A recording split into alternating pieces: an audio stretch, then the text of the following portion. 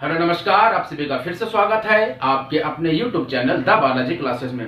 दोस्तों, पिछली वीडियो में हमने चर्चा करी थी कि उत्तर प्रदेश का टीजीटी पीजीटी 2022 का जो एग्जाम है, इतिहास विषय हेतु कौन सी किताबें हम पढ़ें जिससे हमारा सिलेक्शन हो जाए। हमने डिटेल से चर्चा की थी। हमने बताया था कि अगर आप डिटेल से पढ़ना चाहते हैं, विस्तार से पढ़ना चाहते हैं तो कौन सी किताबें पढ़ें। अगर आपका एग्जाम चूंकि एकदम पास में आ चुका है तो इतने कम समय में आप कौन सी ऐसी किताबें पढ़ें जिससे आपका पूरा सिलेबस कवर हो जाए और जो इंपॉर्टेंट जानकारी है उसको आप ले सके। तो अगर आपने उस वीडियो को नहीं देखा है तो आप इसी वीडियो के डिस्क्रिप्शन बॉक्स में मैं उसका लिंक दे रहा हूं, वहां से जाकर के भी उस वीडियो को पूरा देखिए, जरूर देखिए, जिससे आपको जानकारी मिलेगी कि किस किताब को पढ़ना है, क्यों पढ़ना है। अब पिछली वीडियो में हमने चर्चा करी थी कि उन किताबों को क्यों पढ़ना है। आज की इस वीडियो में हम चर्चा करने जा रहे हैं कि इन किताबों को हमें कैसे पढ़ना है। इन किताबों को हमें कैसे पढ़ना है, यानी जो किताबें मैंने बताई इनको कैसे पढ़ें, किस तरीके से पढ़ें, या हम किस तरीके से तैयारी करें कि हमारा पूरा सिलेबस तैयार हो जाए। तो आज की इस वीडियो में 4 से 5 स्टेप मैं आपको बताने वाला हूं। इन्हीं स्टेप के माध्यम से आप अपनी तैयारी को करेंगे। वो तैयारी उत्तर प्रदेश टीजीटी पीजीटी की हो सकती है, आने वाले किसी भी एग्जाम, चाहे वो उत्तर प्रदेश का लेखपाल है या जो पीईटी का एग्जाम है उसकी तैयारी हो सकती है, उत्तर प्रदेश पीसीएस की तैयारी हो सकती है, यूपीएससी यानी आईएएस की तैयारी हो सकती है। किसी भी एग्जाम के लिए 4 से 5 स्टेप सबसे महत्वपूर्ण है। तो इस वीडियो को पूरा देखिए, छोटा सा वीडियो है, ज्यादा लंबा इसको नहीं खींचूंगा। 4 से 5 स्टेप का ये मैं आपको बताऊंगा कि किन 4 से 5 स्टेप के अंतर्गत आप अपनी तैयारी बेहतर कर सकते हैं किसी भी एग्जाम के लिए। तो आइए दोस्तों, यहां पर देखते हैं कि 4 से 5 स्टेप कैसे हैं। तो जैसा कि आपके सामने पहला प्रश्न है कि तैयारी कैसे करें, कैसे करें, तैयारी को अपनी कैसे करें। तो पहला जो स्टेप है, पहला स्टेप क्या है कि बुक का सिलेक्शन, किताबों का सिलेक्शन। मैंने आपको बुक का सिलेक्शन बताया या किताबों का सिलेक्शन मैंने आपको बता दिया कि कौन सी किताबें आपको लेनी है। तो पहले जब आपने बुक ले लिया है, उसके बाद इस बुक को क्या करना है, पहले यहां पर बुक का सिलेक्शन के बाद जो अब नेक्स्ट प्रोसेस है वो ये है कि अगर आपको आपका जो सब्जेक्ट है वो अगर आप स्वयं रीडिंग कर पा रहे हैं तो अच्छी बात है, कोई परेशानी की बात नहीं। लेकिन अगर आप रीडिंग नहीं कर पा रहे, मैंने आपको दो चीज बताई। अगर आप रीडिंग कर पा रहे हो, आपको आपका सब्जेक्ट समझ में आ रहा है तो कोई बात नहीं। लेकिन अगर नहीं समझ में आता है तो आप क्या कर सकते हैं, आपके पास यूट्यूब पर बिल्कुल फ्री वीडियोस पड़ी हैं, तमाम अलग अलग चैनल है, सब पे अलग अलग आपके विषय की जानकारी दी हुई है। मेरे चैनल पर मैंने प्राचीन इतिहास की डिटेल से वीडियो बनाई है, आप उसको भी देख सकते हैं। आपकी मर्जी, आप जिसको देखना चाहें उसको देख सकते हैं। तो अगर आपको आपकी किताब समझ में आ रही है तो ठीक है, नहीं समझ में आ रही है तो आप YouTube पर जाकर के अपने टॉपिक का नाम डालिए। मान लीजिए पहला चैप्टर है, हम पहला चैप्टर मान लेते हैं वैदिक काल। पहला चैप्टर हम मान लेते हैं वैदिक काल। अब आपको वैदिक काल समझ में नहीं आ रही, क्योंकि प्राचीन इतिहास है, आसानी से समझ में नहीं आता है। लेकिन अगर आपको समझ में आ रहा है तो कोई बात नहीं समझ में आ रहा तो YouTube पर जाइए, मेरे चैनल पर भी जाकर के प्राचीन इतिहास देख सकते हैं, किसी भी चैनल पर देख सकते हैं। तो YouTube पर आप जाइए, अपने टॉपिक को मान लीजिए वैदिक काल है, वैदिक काल को टाइप करिए, उस वीडियो को देखिए, अच्छे से अपनी अंडरस्टैंडिंग बनाइए, समझ बनाइए, उस चैप्टर से संबंधित आपकी पूरी समझ बन जाएगी।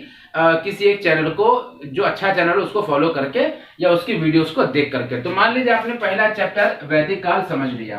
अब आपने क्या किया है कि आपको अपनी किताब को क्या करना पड़ेगा, इसकी रीडिंग करनी पड़ेगी। किताब की क्या करनी पड़ेगी, रीडिंग करनी पड़ेगी। तो अगर आप रीडिंग कर रहे हैं तो रीडिंग करते समय पहली बार उसको कुछ इंपॉर्टेंट मत लगाइए। पहला स्टेप यही है कि पहला जब आपने बुक लिए तो उसकी आप रीडिंग कर रहे हैं, रीडिंग आप क्या करें, पूरी तरीके से बिना किसी निशान लगाए, बिना किसी इंपॉर्टेंट कुछ लिखे, आपको सिर्फ एक तौर पर सिर्फ रीडिंग करते चले जानी है। सिर्फ एक बार आपको पूरी रीडिंग करनी है आपके सिलेबस के अकॉर्डिंग। मैंने क्या बताया, मैंने बताया आपके सिलेबस के अकॉर्डिंग आपको रीडिंग करनी है। पहले आप सिलेबस अपने मेज पर जहां पढ़ते वहां पर लेकर के बैठिए, सिलेबस से मैच करते जाइए, टॉपिक को सर्च करते जाइए, पढ़ते जाइए, और इसको यहां से वीडियो देख करके जब आपकी अंडरस्टैंडिंग बन जाएंगे तो रीडिंग करिए। रीडिंग करने के समय आपको निशान या इंपॉर्टेंट कुछ नहीं लिखना है, सिर्फ रीडिंग करनी है। इस बात को आपको समझ में आया होगा। दूसरी बार में क्या करना है, दूसरी बार में जब आप रीडिंग करेंगे, दूसरी बार जब आप रिवीजन करेंगे, जब दूसरी बार आप रिवीजन करेंगे, क्या करेंगे, रिवीजन करेंगे। क्योंकि एक बार किताब पढ़ने में आपको सिर्फ समझ बनेगी, दूसरी बार जब आप किताब पढ़ेंगे तब आपको चीजें अच्छे से और समझ में आती रहेंगी। आप इस समय जब रिवीजन करेंगे तो दो चीजें होती हैं, दो चीजें होती हैं। रिवीजन करते समय हमें अपने नोट्स बनाने चाहिए। अब अगर आप 2022 का ही कोई एग्जाम देने जा रहे हैं, मैं बात कर रहा हूं किसी भी एग्जाम के तौर पर, लेकिन फोकस्ड हूं 2022 का यूपी पीजीटी और टीजीटी, यूपी पीजीटी और टीजीटी के लिए। तो 2022 का यूपी पीजीटी या टीजीटी अगर आप देने जा रहे हैं तो नोट्स, मान लीजिए मैंने आपको बताया पहला स्टेप बुक खरीद करके उसकी रीडिंग करना है किस तरीके से, दूसरा आपको उसी बुक का रिवीजन करना है। अब चूंकि नोट्स की इंपॉर्टेंट बहुत है, आपको मैं क्या बता रहा हूं, नोट्स की इंपॉर्टेंट बहुत है, नोट्स का कोई जोड़ नहीं है, आप नोट्स जरूर बनाएं, लेकिन अगर आपका एग्जाम बिल्कुल पास में है तो नोट्स बनाने की आवश्यकता भी नहीं है।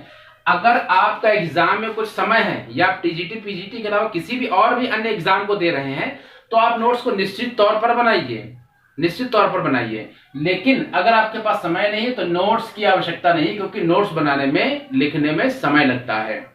तो नोट्स आप बना सकते हैं अपने अपने हिसाब से, आपको कौन सा एग्जाम अभी देना है या बाद में देना है उसके हिसाब से आप नोट्स बना सकते हैं।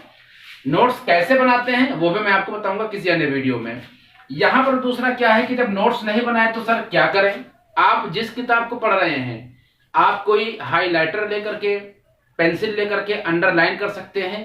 अब क्या अंडरलाइन करना है, तो मान लीजिए कोई भी एक चैप्टर है, कोई भी एक चैप्टर है, उस चैप्टर में मान लीजिए 15 लाइनें लिखी हैं, किसी एक पेज में 20 लाइनें लिखी हैं, 15 लाइनें लिखी हैं, तो मान लीजिए 15-20 लाइन का पूरा कोई एक पेज है चैप्टर का, उसमें आपने पूरा पढ़ा है तो पूरी 15 लाइन इंपॉर्टेंट नहीं होगी। उन 15 लाइनों का जो निचोड़ है, उसका पूरा एक सार है, जो भी निचोड़ होगा वो आपके नोट्स का हिस्सा होगा। जो सबसे इंपॉर्टेंट बात होगी उस टॉपिक, उस पूरे 15 जो लाइन है उसमें से वो 15 लाइनें किस एक बात के लिए जोड़ डाल रही हैं, ये आपके इस इंपॉर्टेंट पार्ट का हिस्सा है या नोट्स का हिस्सा हो सकता है। तो यहां पर मैंने आपको बताया कि अंडरलाइन कर सकते हैं आप किताब में, अपनी किताब में अंडरलाइन कर सकते हैं, या हाइलाइटर से, या जो आपका हाइलाइटर है उस हाइलाइटर से हाईलाइट कर सकते हैं। इस बात को आप समझ गए होंगे। तो रिवीजन के तौर पर आप अपने नोट्स मेकिंग के जो प्रोसेस है, नोट्स में क्या करते हैं, इंपॉर्टेंट चीजों को लिख लेते हैं, लेकिन अब हम इंपॉर्टेंट चीजों को अंडरलाइन कर रहे हैं या हाईलाइट कर रहे हैं। तो हमारे दो स्टेप हो गए, पहला रीडिंग बुक का करना, दूसरा स्टेप उसका रिवीजन करना। और कैसे रिवीजन करना ये आपको समझ में आया होगा।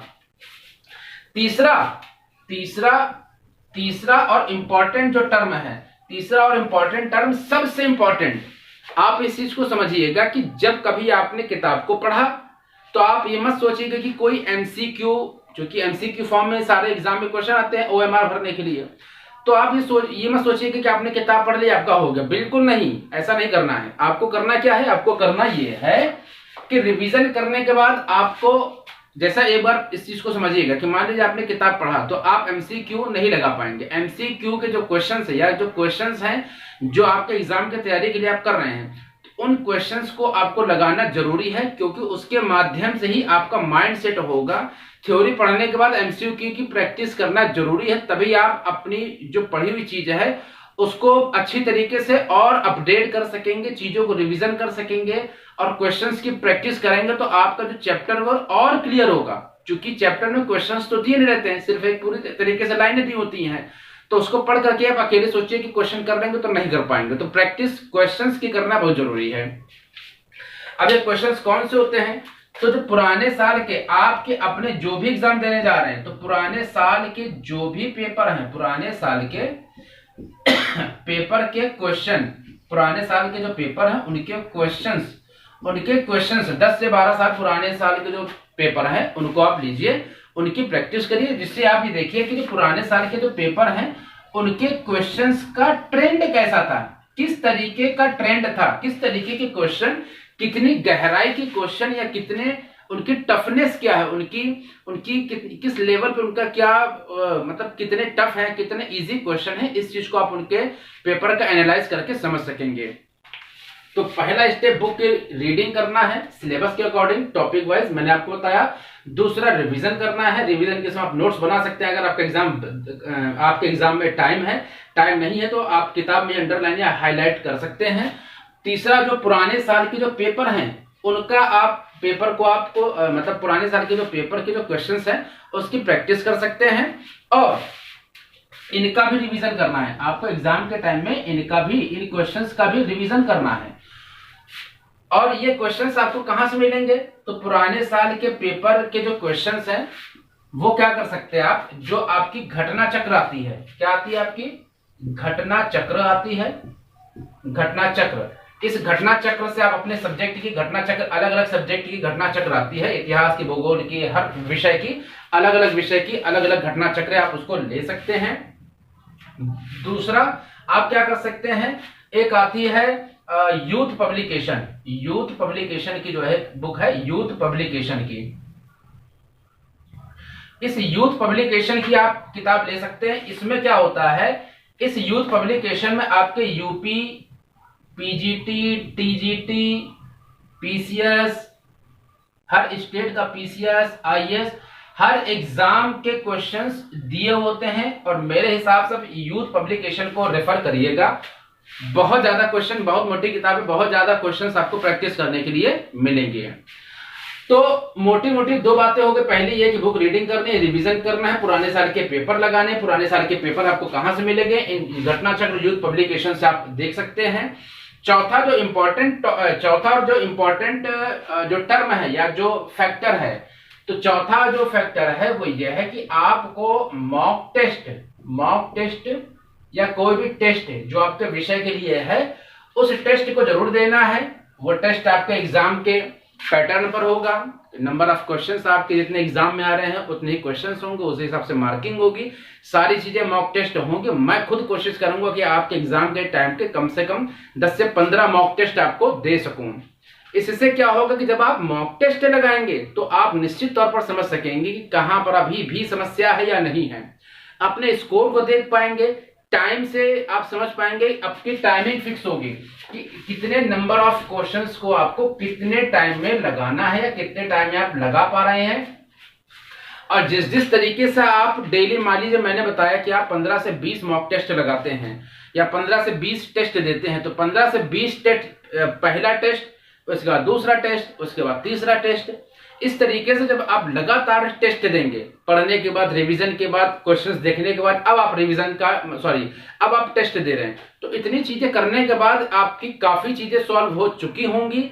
जो सॉल्व नहीं हुई होंगी उनकी कमियों को आप तुरंत पकड़ सकेंगे, पहले, दूसरे, तीसरे टेस्ट में उन पर फोकस कर सकेंगे। मान लीजिए कोई एक टॉपिक जो कहीं कहीं बार बार समस्या कर रहा है या उस तरीके के किसी एक विशेष टॉपिक से संबंधित प्रश्न आपको परेशान कर रहे हैं, तो उस प्रकार के प्रश्नों को आप छांट सकते हैं, उनको अलग से लिख सकते हैं, उनको अलग से तैयारी कर सकते हैं, जिससे इस प्रकार के क्वेश्चन अगर आपके एग्जाम में आ जाते हैं तो आपको बिल्कुल भी परेशान ना करें और इस प्रकार के क्वेश्चंस को आप आसानी से टैकल कर सकें। तो मॉक टेस्ट मैंने आपको बताया, पहले, दूसरे, तीसरे, चौथे, पांचवें टेस्ट आप जब लगातार देते जाएंगे तो आपकी परफॉर्मेंस में लगातार सुधार होता चला जाएगा। पहला सुधार ये होगा कि आपकी टाइमिंग बेहतरीन होगी, आप क्वेश्चंस को सही से एनालाइज कर पाएंगे, क्योंकि क्वेश्चन को पढ़ना अलग बात है, क्वेश्चन को समझना अलग बात है। तो इस चीज को लेकर के आपके क्वेश्चंस को एनालाइज करने की या विश्लेषण करने की या क्वेश्चन को समझने की आपकी क्षमता बढ़ेगी, क्योंकि यही आपके एग्जाम में काम आएगी।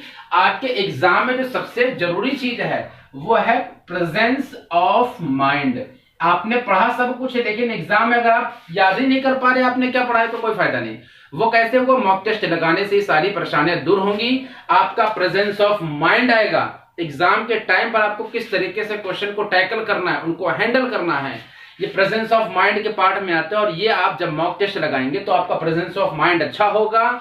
आपकी मॉक टेस्ट लगाने से आपकी टाइमिंग अच्छी होगी, कितने समय में आपको क्वेश्चन लगाना है, क्वेश्चन को एनालाइज करने की, क्वेश्चन को समझने की क्षमता आपकी बढ़ेगी। इस तरीके से आई होप आपको ओवरऑल समझ में आया होगा। मुख्य रूप से मैंने आपको 4 स्टेप बताए हैं, ये चारों स्टेप आपको आई होप समझ में आए होंगे, पूरे अच्छी तरीके से समझ में आए होंगे। अगर आपको ये चीजें समझ में आई हैं चीजें बढ़िया लगी हैं कि हाँ जो मैं कह रहा हूं वो वास्तव में काम की चीज बताई मैंने आपको, तो आप चैनल को सब्सक्राइब कर लीजिए, बेल आइकन को प्रेस कर लीजिए, क्योंकि लगातार मैं आपके लिए वीडियो लेकर के आता रहूंगा।